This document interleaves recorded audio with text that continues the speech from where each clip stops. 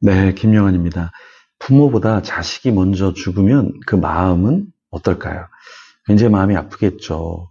네, 반별 집회를 이렇게 섬기면서 한 형제님이 반별 집회를 섬겼는데요. 아픈 가운데서 섬겼었습니다. 아픈 가운데 예배 와서 악기를 연주하고 이렇게 참 귀하게 섬겼던 형제님이 하늘나라로 가게 됐습니다. 그때 그 이야기를 듣고 참 마음이 아팠습니다. 같이 그 형제님을 위해서 예배를 드리며 기도하기도 했는데요.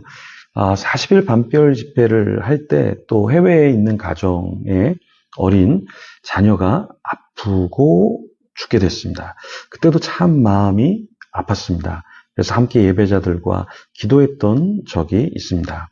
제가 아는 한 젊은 가정에는 아주 어린 자녀가 있었는데 계속 아팠습니다. 태어나자마자 계속 아파서 중환자실도 가고 일반 병원도 가고 일반 병실도 가고 그랬는데요.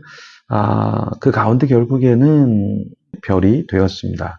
부모가 참 많이 울었죠. 힘들어했죠. 특히 아빠가 하나님이 이루실 수 있어 그러면서 시험에 들기도 했습니다. 지금은 예배를 드리고 있지만 하나님을 완전히 떠나진 않았지만 자녀를 잃는 거 그리고 그것을 견디는 것은 결코 쉬운 일이 아닙니다.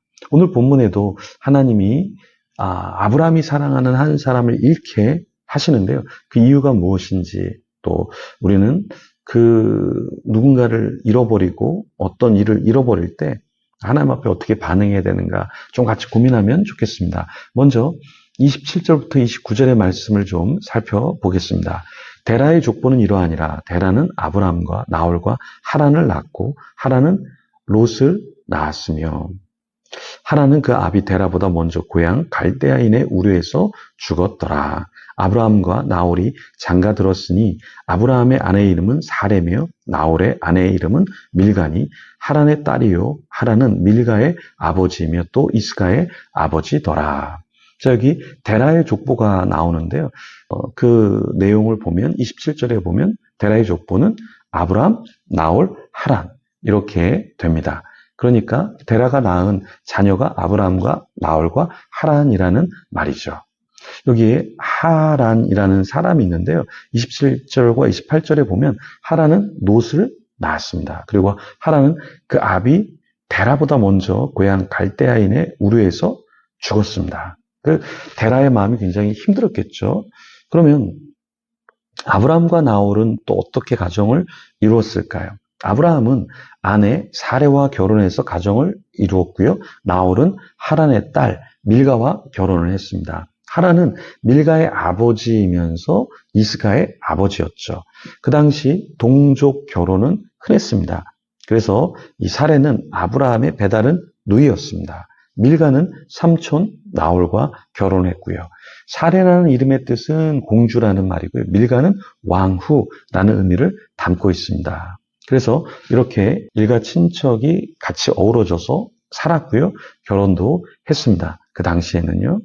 자, 그런데 이제 어떤 일이 벌어지게 되냐면요. 아주 받아들이기 어려운 일이 아브라함에게 일어나게 됩니다. 그 내용이 이제 30절에서 32절에 나타나는데요. 특별히 32절에 보면 데라는 나이가 205세가 되어 하란에서 죽었더라. 이렇게 말하고 있는데요. 아브람과 사레는 굉장히 가정에 어려운 일이 있었습니다. 임신하지 못하는 어려움이 있었어요. 그런 어려움 가운데 또 어떤 일을 겪게 되냐면 금방 읽었던 말씀처럼 이 아버지 데라가 죽게 됩니다. 어느 땅에서 죽게 되냐면 하란이라고 하는 땅에서 죽습니다. 자, 이 아브람과 사레 그리고 데라는 왜 자기의 고향 갈대아 우르를 떠났죠? 하나님이 부르셨잖아요. 약속의 땅 가나안으로 가야 된다. 그런데 이 데라가 하란이라는 도시가 굉장히 괜찮은 도시였는지 여기서 좀 살아야 되겠다. 이렇게 마음을 먹고 하란에서 머물러 있었습니다. 그런데 하나님께서는 아브람을 움직이기 위해서 이 땅에 조금 더 있고자 하는 그 아버지 혹은 아버지가 너무 연로해서 같이 떠날 수 없었는지 하나님은 일단은 아버지와 결별하게 하셨습니다. 그래서 데라가 죽자 어떤 일이 벌어지냐면 아브라함이 정신을 차리죠. 내가 가야 할 약속의 땅은 여기가 아니었구나. 약속의 땅으로 가야 되겠다. 그래서 어떻게 합니까? 실제로, 네, 갈대아 우르에서 떠났던 것처럼 다시 하란을 뒤로 하고 약속의 땅으로 가게 됩니다. 우리가 인생에서 때로 하란과 같은 곳에 머물러 있을 수 있습니다. 여기가 좋사오니 그럴 수 있어요, 우리가. 그런데 하나님은 거기가 아니라 그 일이 아니라 조금 움직여야 되겠어. 이렇게 하나님이 우리에게 사인을 주실 때가 있습니다. 그런데 우리는 그걸 잘 알아차리지 못하고 그냥 이 도시가 좋으니까, 이 일이 편하니까, 내 옆에 있는 이 사람들이 나를 많이 도와주니까 떠나지 않으려고 하는 그런 경향이 우리에게 있죠. 제가 최근에 아내에게 저희가 원래 그 북미의 내륙에 있었거든요.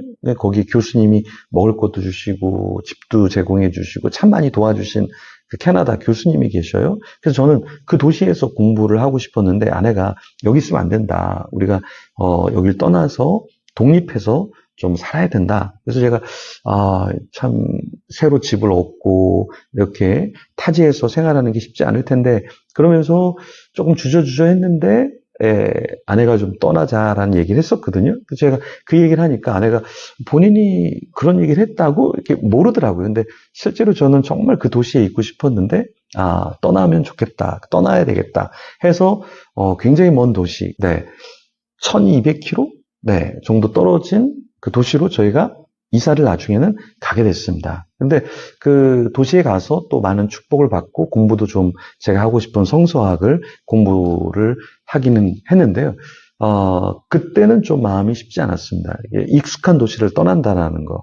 근데 아내를 통해서 하나님이 사인을 주신 것이고 또 그 떠나는 과정에서 교수님 내외분이 참 많이 도와주셨어요. 그래서 저희를 이렇게 이주시키면서 또 집을 수리해 주시고, 한 3일 동안 같이 계셔 주시면서 참 떠날 때는 그분들이 오히려 이렇게 우시고 참 어린아이를 시냇가 냇가에 이렇게 놔두고 가는 것 같은 그런 표정과 눈물을 흘리시면서 참 오히려 그 모습을 보면서 가슴이 찡하고 그랬는데요.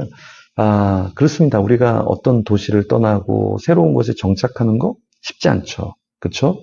그런데 때로는 우리가 좀 떠나야 할 때도 있고 또 익숙하지 않은 사역을 해야 될 때도 있고 그렇습니다. 그래서 하나님이 우리에게 사인을 주실 때 늘 떠나는 삶이 아니라 특별히 어떤 때 사인을 주실 때 우리가 하나님이 주시는 그 비전을 향해서 나아가는 것도 필요하겠죠. 여러분은 어떠십니까? 여러분은 하나님이 어떤 땅을 보여주고 계셔요? 여러분은 하나님이 어떤 일을 보여주고 계십니까? 지금 너무 편한 곳에 안주해 있지는 않나요? 하나님이 원하시는 삶, 그 삶을 살아가는 저와 여러분이 되기를 간절히 축원합니다. 그래서 하나님의 뜻을 간파하도록 또 주님이 기뻐하는 삶을 살도록 같이 기도하며 하나님 앞에 나아가겠습니다.